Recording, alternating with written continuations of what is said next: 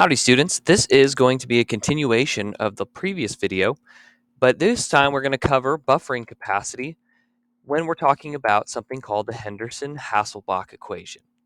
So let's get started. The Henderson-Hasselbach equation is something that we can use like we did in the previous video, and by the way, we can solve additions to buffer system problems using the BCA table and the Rice table all the time, and it will work 100% of the time, but it is lengthy.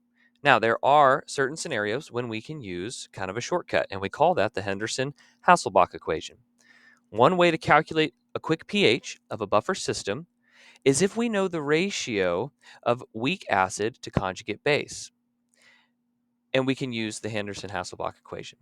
For a particular buffering system, what we do know is that all solutions have the same ratio of A minus to HA will have the same pH. Doesn't matter what the ratio is, but all the solutions would have the same pH.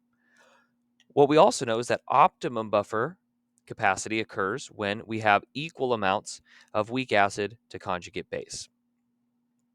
And the pKa of the weak acid used should be as close as possible to the desired pH of the buffered system. Okay, so let's look and see what's going on here. Here is the Henderson-Hasselbach equation. We can solve for the pH if we take pKa plus the log of the base concentration over the acid concentration. And if we want to make it more detailed, we would say that the pH equals the pKa plus the log of the conjugate base over the weak acid. We can derive this equation from the equilibrium expression. So here is the equilibrium expression for a weak acid, Ka, and you'll notice that this Ka is found up here in the equation. If we rearrange to solve for the H plus concentration, what we end up getting is the Ka times the ratio of weak acid to conjugate base. This means that if you know the concentration of the acid and the conjugate base, we can easily find the hydrogen ion concentration, and this can be used to find the pH. And of course, when we simplify, we get the Henderson-Hasselbach equation. So one thing to be cautious of is using the Henderson-Hasselbach equation properly. Sometimes it's an easy, quick way to plug in numbers into concentrations, but we have to know what we're doing. So make sure that if we are using a weak acid expression solving for H plus concentration, we have to use a Ka value. Now remember, Kb values are for weak base equilibrium expressions, and so this would be a situation where we are solving for the pOH. So make sure that we are plugging in the correct values into each of these places. Let's go ahead and solve a quick buffer problem, and we're going to see how the Henderson-Hasselbach equation can be used. So a buffer is prepared by adding 0.25 molar NH3. The Kb is given because this is going to be a weak base conjugate acid buffer system, and 0.4 molar ammonium chloride. Calculate the pH of this solution. Well, to do that, I can go ahead and set up a Kb expression because we're going to have the weak base and the conjugate acid when this dissociates, ammonium chloride, and OH minus. So if I plug into my Rice table, what we can see is that this is not a perfect buffer solution because the concentrations differ. What we do see is that there is a high concentration, relatively high concentration for both. So this is a decent buffer, but it's not a perfect one. We're going to do our typical minus x plus x. Notice that pure liquid water is still not included into our expression.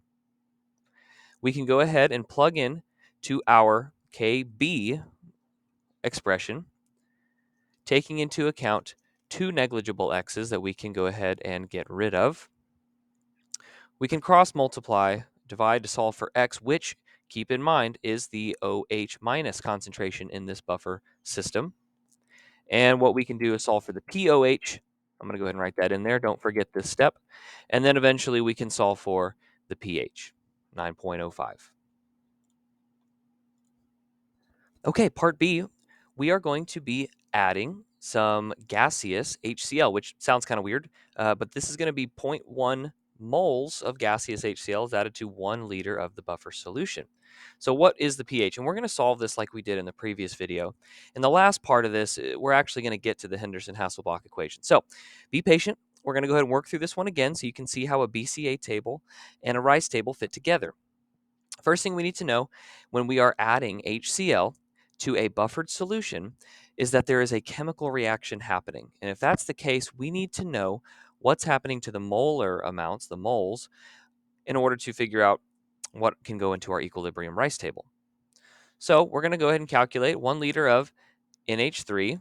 This is our buffer, and the concentration of that buffer was 0.25 from the previous problem. And then we're going to do the same thing for our conjugate acid. 0.40 molar was the concentration, so we have zero point 0.4 moles of NH4 plus. And then what we're going to do is calculate the amount of acid that is being added to this system. And what's nice is that we don't have to multiply it by any sort of liters because they gave the value in moles. So because we are adding H+, this is the point in time at which you got to decide which part of the buffer system is going to activate. Well, we're going to add H+ to the weak base portion of this buffer system.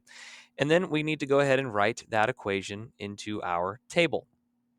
And you'll see that these two values are flipped. That is okay, as long as we are showing that the weak base is added to the hydrogen to form the conjugate acid. We're going to plug in our moles into the BCA table. And remember, this table, the BCA table, is for moles only. I can't stress that enough. When we're looking at a BCA table, we have to find out of these two which is the limiting reagent. The limiting reagent is going to be hydrogen in this case. So we are going to subtract those amounts. And what you'll find is that the hydrogen is going to run out, and we are left with some weak base and conjugate acid. So what do we do from here? Well, we are left without H+.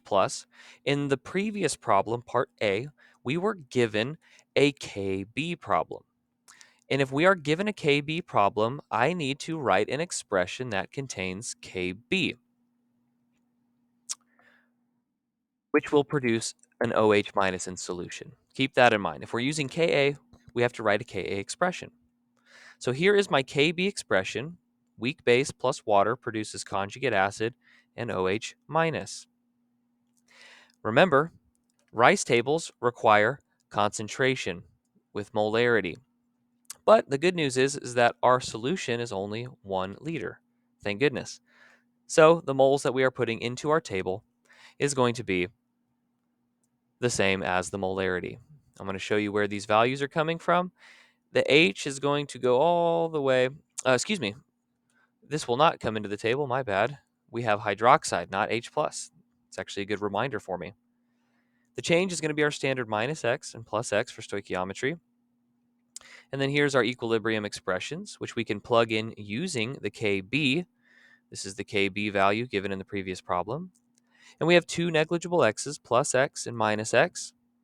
We're going to cross multiply and divide, which is going to give us the OH minus concentration right here, which is what we were after. From there, we can solve for the POH. I don't want to forget that step. And then I can get to the pH at 8.73. What we can see is that in part A, the buffer was initially at 9.05. We added 0.1 moles of HCl, and the pH only went down to 8.73. Not a bad buffer system.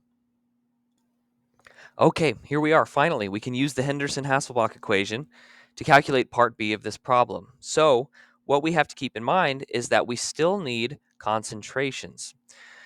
So let's go ahead and get into it. We're going to solve the same problem, but look what we have. This is a pH equals pKa plus log of base over acid. Here's the issue. We were using a POH or a Kb value. So the rearranged equation looks like this. POH equals pKb plus the log, and it's actually going to be the acid over the base. So make sure you get that jotted down in your notes in case you have to use the flipped equation. Since this is a base, there's the Kb. The base to acid, you will subtract to find pH. So here we go. Let's plug in our values from part B. The POH can be found by taking the pKb, which is taking the negative log of the Kb, just a heads up. That's how we get pKb, plus the log,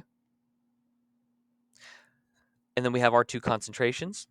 We have 0.50, and that's going to be the concentration of the NH4 plus that we got from the BCA table, or what we were going to plug into our rice table, and then over 0.15, which is the NH3 concentration. Okay. We solve, we get a pH of 8.3, but first, remember, I just don't want to skip this. We had to get the POH, and then we did 14 minus the POH in order to get the pH. And what you can see is we get the same exact pH. So just a reminder before we move on is that you still have to do a BCA table first. And then you would take the concentrations, which remember is moles per liter, so don't forget that step, and you can plug it into the Henderson-Hasselbach equation in order to get either pH or POH. Just make sure you're focusing on Ka or Kb. Y'all have a great day.